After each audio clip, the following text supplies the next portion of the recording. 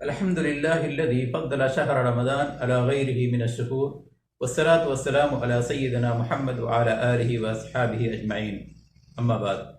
ناظرین کرام، رمضان ایک انمول موقع ہے اور اللہ کی طرف سے اپنے بندوں کے لیے ایک بہترین آفر ہے۔ رمضان دیگر مہینوں کی طرح ایک مہینہ نہیں ہے کہ آیا اور چلا گیا۔ رمضان وہ مہینہ ہے جسے اللہ تعالیٰ نے اپنی آخری کتاب قرآن مجید کو نازل کرنے کے لیے منتخب کیا، جس میں ایک ایسی رات بھی ہے جو 1000 مہینوں سے بھی افضل ہے۔ تو جب ایسی بات ہے تو ہمیں اس مہینے کا استقبال اچھے طریقے سے کرنا چاہیے اور ہمیں اس کی خوب تیاری کرنا چاہیے۔ مگر سوال یہ ہے کہ اس مہینے کا استقبال ہم کیسے کریں؟ اس کے لیے ہم کس طرح خود کو تیار رکھیں؟ ہمارے اسلاف کا طریقہ کیا تھا اور ہمارا طریقہ کیا ہے؟ کیا ہم رمضان کے لیے روحانی تیاری بھی کرتے ہیں یا صرف جسمانی تیاری ہی کرتے ہیں؟ کیا ہمارے طریقے میں رمضان کی عظمت زیادہ عیاں ہوتی ہے یا ہمارے اسلاف کے طریقے میں؟ سب سے پہلے ہم یہ دیکھ لیتے ہیں کہ ہمارے اسلاف کس طرح رمضان کی تیاری کرتے تھے، پھر ہمیں خود اندازہ ہو جائے گا کہ کس کی تیاری میں رمضان کی عظمت زیادہ نظر آتی ہے۔ کیا آپ جانتے ہیں کہ صحابہ کرام کس طرح رمضان کی تیاری کرتے تھے؟ وہ 6 مہینے اللہ سے رمضان کو پانے کی دعا کرتے تھے، پھر 6 مہینے اس کے قبول ہونے کی دعا کرتے، یعنی رمضان آنے سے 6 مہینے قبل ہی یہ دعا کرتے کہ اللہ ہمیں رمضان تک سلامت رکھنا، ہمیں یہ موقع دے کہ رمضان کا مہینہ ہم پا سکیں، اور پھر رمضان ختم ہونے پر 6 مہینے مسلسل یہ دعا کرتے کہ ہم نے رمضان میں جو عبادتیں کی ہیں ان کو قبول فرما۔ اللہ اکبر۔ اور ہمارے نبی کریم صلی اللہ علیہ وسلم کی تیاری کا یہ حال تھا کہ قریباً پورا شعبان روزہ رکھ کر گزار دیتے، یعنی رمضان سے پہلے آنے والے مہینے کو بھی صیام و قیام اور عبادتوں میں گزارتے تاکہ رمضان کا اچھی طرح استقبال ہو۔ تو یہ تھی ہمارے اسلاف کی تیاری، مگر ہماری تیاری کیا ہے؟ اللہ ہمیں معاف کرے، ہمیں ہدایت دے۔ ہماری تیاری تو صرف جسمانی ہوتی ہے، ہمیں صرف یہ فکر ہوتی ہے کہ سحری اور افطاری میں کن چیزوں کا انتظام رہے، رمضان میں کام کریں یا چھٹی کر لیں، رمضان میں رات کو سونے کے بجائے دن میں زیادہ سو لیں گے تاکہ کم وقت ہی بھوکے پیاسے رہنا پڑے، رمضان میں کون سا سیریل یا کون سی کہانی دیکھیں گے، کون سا گیم کھیلیں گے، وغیرہ وغیرہ۔ پھر عید کے لیے تیاری بھی کرنا ہے، نئے کپڑوں کا انتظام کرنا ہے، نئے جوتے خریدنا ہے۔ یہ ہوتی ہے آج کے مسلمانوں کی رمضان کے لیے تیاری اور فکر، اللہ معاف کرے۔ اور یہ تو ان لوگوں کا حال ہے جو صوم و صلات کی پابندی کرنے والے ہیں، جبکہ مسلمانوں کی ایک بڑی تعداد ایسی بھی ہے جو رمضان کے روزے بھی نہیں رکھتی۔ افسوس ہوتا ہے ایسے لوگوں پر کہ وہ مہینہ جس میں سرکش شیطانوں کو قید کر دیا جاتا ہو، جہنم کے دروازے بند کر دیے جاتے ہوں، جنت کے دروازے کھول دیے جاتے ہوں، خیر و برکت اور رحمت کی بارش ہو رہی ہو، ایسے مہینے کو بھی وہ غنیمت نہیں سمجھتے۔ اللہ ہدایت دے ان کو۔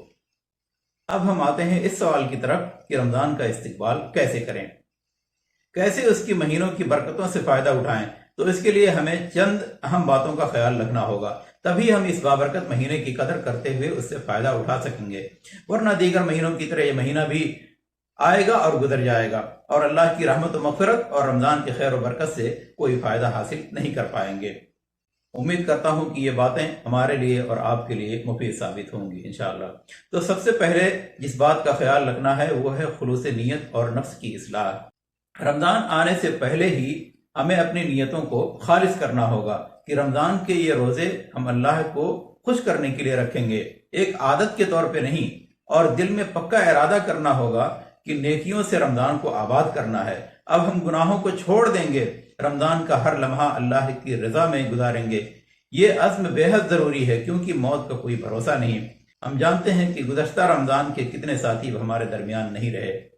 رمضان کا مقصد صرف روزے رکھنا اور بھوکے پیاسے رہنا نہیں ہے، بلکہ اپنی روحانی حالت کو بہتر بنانا ہے، جیسا کہ اللہ تبارک و تعالیٰ رمضان کے روزے کی فرضیت کا مقصد بیان کرتے ہوئے فرماتا ہے، یا ایھا الذین آمنوا کتب علیکم الصیام کما کتب علی الذین من قبلکم لعلکم تتقون۔ اے ایمان والو، تم پر روزے فرض کیے گئے ہیں جیسے تم سے پہلے کے لوگوں پر فرض کیے گئے تھے تاکہ تم پرہیزگار بن جاؤ۔ اور حضرت ابو ہریرہ رضی اللہ عنہ سے روایت ہے کہ اللہ کے نبی صلی اللہ علیہ وسلم نے فرمایا، من لم يدع قول الزور والعمل به فليس لله حاجة في ان يدع طعامه وشرابه، کہ جو شخص جھوٹ بولنا اور جھوٹی باتوں پر عمل کرنا نہ چھوڑے تو اللہ کو اس کی کوئی ضرورت نہیں کہ وہ اپنا کھانا پینا چھوڑ دے۔ یہ ایک وعید ہے کہ ایسے شخص کا روزہ اللہ کے یہاں قبول نہیں ہو سکتا جو جھوٹ بولنا اور جھوٹ پر عمل کرنا نہیں چھوڑتا۔ تو معلوم ہوا کہ رمضان کا اصل مقصد تقوی اور اللہ کی رضا ہے۔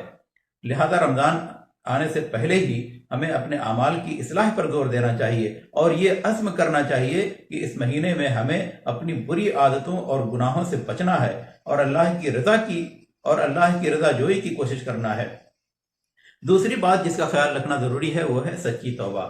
توبہ تو ہر وقت واجب ہے، مگر رمضان سے پہلے اس کی زیادہ ضرورت ہے، کیونکہ گناہ اطاعتوں میں رکاوٹ بنتے ہیں۔ اگر ہم اپنے گناہوں سے توبہ نہیں کریں گے تو وہ گناہ ہمیں اللہ کی عبادت اور اطاعت سے روکیں گے، اور پھر رمضان بھی عبادتوں اور اطاعتوں سے خالی رہ جائے گا۔ اس لیے گناہوں سے توبہ نہایت ضروری ہے۔ حسن بصری رحمہ اللہ سے پوچھا گیا کہ ہم رات کی نماز یعنی تہجد کیوں نہیں پڑھ پاتے، ہمیں کیوں نہیں ہمت ہوتی؟ تو انہوں نے فرمایا تمہارے گناہوں نے تمہیں جکڑ رکھا ہے۔ اسی طرح حضرت فضیل کہتے ہیں کہ اگر تم رات کو نہیں جاگ سکتے، دن کو روزہ نہیں رکھ سکتے، تو سمجھو کہ تمہیں گناہوں نے قیدی بنا رکھا ہے۔ یہ سب تمہارے گناہوں کی وجہ سے ہو رہا ہے۔ اور گناہوں سے توبہ کرنے کے لیے دو باتوں کا خیال رکھنا ضروری ہے۔ جو گناہ اللہ کے حق میں ہوئے ہیں ان سے توبہ کرنے کے لیے اللہ کی طرف رجوع کریں، اس سے مغفرت طلب کریں، اس کے سامنے گڑ گڑائیں، قبولیت کی دعا کثرت سے کریں۔ لیکن جو گناہ بندوں کے حق میں ہوئے ہیں، کسی کا حق مارا ہے، کسی کی برائی کی ہے، کسی پر ظلم کیا ہے، کسی کو ستایا ہے، والدین کے حقوق، رشتہ داروں کے حقوق میں کوتاہی کی ہے، تو ان گناہوں کو اللہ اس وقت تک معاف نہیں کرے گا جب تک یہ بندے خود نہ معاف کر دیں۔ اس لیے ان گناہوں سے توبہ کرنے کے لیے ان بندوں کی طرف رجوع کرنا ہوگا، ان کے حقوق کو لوٹانا ہوگا۔ تیسری بات جس کا خیال رکھنا ضروری ہے وہ ہے وقت کی قدر۔ رمضان کا مہینہ صرف چند دنوں کا ہے، اللہ نے اسے ایام معدودات کہا ہے، مگر ان چند دنوں میں نیکیوں کا خزانہ بھرا ہوا ہے۔ رمضان میں نیکیوں کا اجر بڑھ کر کئی گنا ہو جاتا ہے۔ رمضان کے آخری عشرے میں ایک ایسی رات بھی ہے جو 1000 مہینوں سے بھی افضل ہے۔ کہنے کا مقصد یہ ہے کہ رمضان تو صرف چند دنوں کا ہی ہے، لیکن ان میں انسان اتنی نیکیاں کما سکتا ہے جتنی شاید پوری زندگی نہ کما سکے۔ اس لیے ہمیں ان ایام کی قدر کرنا چاہیے۔ ابھی اگر ہم سے کہا جائے کہ تم ایک مہینہ خوب محنت سے کام کر لو تو تم کو اتنا پیسہ، اتنی دولت مل جائے گی جتنا پوری زندگی تم نہیں کما سکو گے، تو شاید ہم اس مہینے میں رات دن ایک کر کے محنت کرنے لگیں گے۔ مگر افسوس کہ ہمیں اللہ کے وعدے پر بھروسہ نہیں۔ اگر بھروسہ اور یقین ہوتا تو ضرور ہم ان ایام کی قدر کرتے۔ لہذا میرے بھائیو، رمضان کے ان چند ایام کی قدر کریں، نفلی عبادات جیسے تراویح کی نماز اور دیگر نوافل کی بھی پابندی کریں۔ رمضان شروع ہونے سے پہلے ہی خود کو ہم اس کے لیے تیار رکھیں، تبھی ان ایام کی صحیح سے قدر کر سکیں گے۔ چوتھی بات جس کا خیال رکھنا ضروری ہے وہ ہے قرآن پاک سے تعلق مضبوط کرنا۔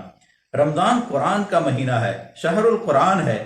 ہمارے رب نے ہم انسانوں کی ہدایت کے لیے اپنی آخری کتاب قرآن کریم کو اسی مہینے میں نازل فرمایا۔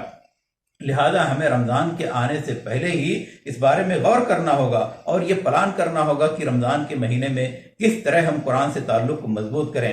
اپنے وقت کو ابھی سے متعین کر لیں کہ کس وقت ہمیں قرآن کی تلاوت کرنا ہے، کس وقت اس کے تفسیر اور معانی پر غور کرنا ہے، کس وقت ہمیں کچھ صورتیں یا آیتیں یاد کرنا ہے یا بھولی ہوئی صورتوں اور آیتوں کو دہرانا ہے۔ یہ سب کر کے ہی ہم قرآن سے تعلق کو مضبوط کر سکتے ہیں۔ اور قرآن کا پڑھنا اور سننا تو دل کو سکون دیتا ہے اور ہمارے گناہوں کے معافی کے دروازے کھول دیتا ہے۔ پانچویں بات جس کا خیال رکھنا ضروری ہے وہ ہے کم کھانا۔ روزے کی حکمتوں اور فائدوں میں سے ایک ہے کم کھا کر پیٹ کو آرام دینا، معدے کو بیماریوں سے نجات دینا، اور پیٹ بھرنا روزے کے مقاصد کے خلاف ہے۔ مگر افسوس کہ مسلمانوں کا ایک بہت بڑا طبقہ اور ان کی اکثریت رمضان میں اور زیادہ کھانے پینے کے عادی ہو جاتے ہیں۔ افطاری میں اس قدر کھا لیتے ہیں کہ مغرب کی نماز مسجد میں پڑھنے کی ہمت نہیں ہوتی، پھر تراویح میں بھی سستی آتی ہے، پوری رات سستی میں گزرتی ہے۔ لہذا رمضان کے آنے سے پہلے ہی ہمیں اس سلسلے میں غور کرنا چاہیے اور کھانے پینے کی فکر چھوڑ کر ہمیں یہ فکر کرنا چاہیے کہ آنے والے رمضان کو ہم نیکیوں سے کس طرح معمور کریں۔ چھٹی بات جس کا خیال رکھنا ضروری ہے وہ ہے روزے کے احکام سیکھنا۔ بہت سے مسلمان ایسے ہیں جو رمضان کے احکام نہیں جانتے، جہالت کی وجہ سے ان کے روزے ضائع ہو جاتے ہیں، مگر وہ احکام کو جاننے کی کوشش نہیں کرتے۔ کن حالتوں میں روزہ چھوڑ سکتے ہیں، کن چیزوں سے روزہ ٹوٹ جاتا ہے، یہ سب جاننے کی توفیق ہی نہیں ہوتی۔ تو ضروری ہے کہ رمضان کے آنے سے پہلے ہی رمضان اور روزے کے احکام سیکھ لیں۔ ساتویں بات جس کا خیال رکھنا ضروری ہے وہ ہے مغفرت کے لیے کوشش کرنا۔ رمضان مغفرت کا مہینہ ہے۔ اس مہینے میں اللہ تعالیٰ بندوں کو جہنم سے آزاد کرتا ہے۔ نبی کریم صلی اللہ علیہ وسلم نے فرمایا من صام رمضان ایمانا واحتسابا غفر له ما تقدم من ذنبه۔ جو شخص رمضان کے روزے ایمان اور احتساب یعنی ثواب کی نیت سے رکھے اس کے پچھلے تمام گناہ معاف ہو جاتے ہیں۔ رمضان کا مہینہ اللہ کی مغفرت حاصل کرنے کا بہترین وقت ہوتا ہے۔ ہمیں اپنی پچھلی غلطیوں اور گناہوں کی معافی مانگنی چاہیے تاکہ اس مبارک مہینے میں اللہ کی رحمت اور مغفرت کا حصول ہو۔ رمضان میں توبہ اور مغفرت کا دروازہ کھلا رہتا ہے۔ 8ویں بات جس کا خیال رکھنا ضروری ہے وہ ہے زکوٰۃ اور صدقہ کا اہتمام کرنا۔ رمضان آنے سے قبل ہی ہمیں اس بارے میں غور کرنا چاہیے اور پلان کرنا چاہیے کہ اپنے زکوٰۃ اور صدقات سے کس طرح غریبوں اور مسکینوں کو فائدہ پہنچائیں، کون کون سے خیر کے کام میں حصہ لیں، کیونکہ رمضان کا مہینہ غربا، مساکین اور یتیموں کے ساتھ خیرات کرنے کا بہترین وقت ہے۔ ہمیں اپنی دولت کا کچھ حصہ اللہ کے راستے میں خرچ کرنا چاہیے تاکہ اللہ کی رضا اور مغفرت حاصل ہو سکے۔ یہ چند باتیں تھیں جن کو میں نے رمضان شروع ہونے سے پہلے آپ لوگوں کے سامنے رکھنا مناسب سمجھا۔